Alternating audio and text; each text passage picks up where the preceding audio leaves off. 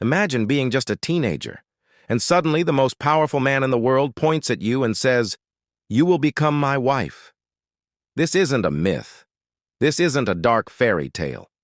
This happened in ancient Rome, where an emperor's madness destroyed lives.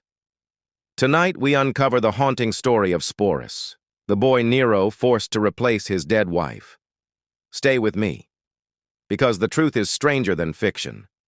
Nero became emperor at just 16. Rome, the greatest empire on earth, was suddenly ruled by a spoiled boy with limitless power. At first, people hoped he might bring peace, but very quickly, Nero showed who he really was. He loved music, theater, and applause more than governing. Senators feared him, the army obeyed him, and his mother, Agrippina, whispered in his ear, pushing him toward cruelty. Soon, Rome would realize this boy emperor was capable of terrifying things. Nero married Poppaea Sabina, a woman known for her beauty and ambition. She was pregnant with his child, and for a moment Rome thought an heir would bring stability. But one night, a simple argument turned deadly. In a fit of rage, Nero struck Poppaea so violently that she fell to the floor. Moments later, the future empress and her unborn child were gone. Rome whispered in horror, their emperor had killed his own wife. Nero was consumed with grief, but not in the way you might expect. He didn't mourn like a husband. He obsessed over recreating Poppaea. And then, he found a boy, a young teenager named Sporus, delicate, handsome, almost resembling the dead empress. Nero made a decision so disturbing, it still shocks historians today. Sporus was taken to the palace. He had no choice. Roman doctors performed a brutal operation, castrating him so he could never grow into a man. Then came the costumes, the makeup, the jewelry. Nero forced Sporus into golden gowns, painted his face, and placed a bridal veil over his head. In the eyes of Rome, Sporus was no longer a boy. He was Poppaea reborn, and Nero staged a wedding.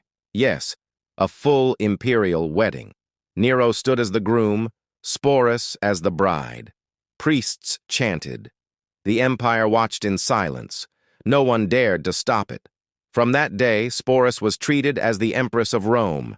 He traveled with Nero in a golden chariot. He sat beside him at feasts.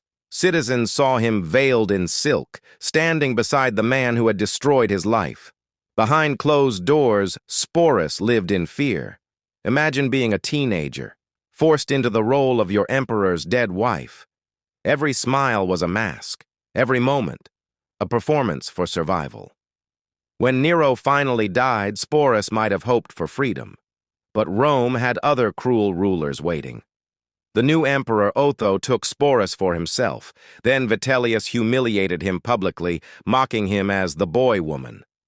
Sporus was trapped in a nightmare, no matter who wore the crown. And at last, unable to endure the torment, Sporus chose silence.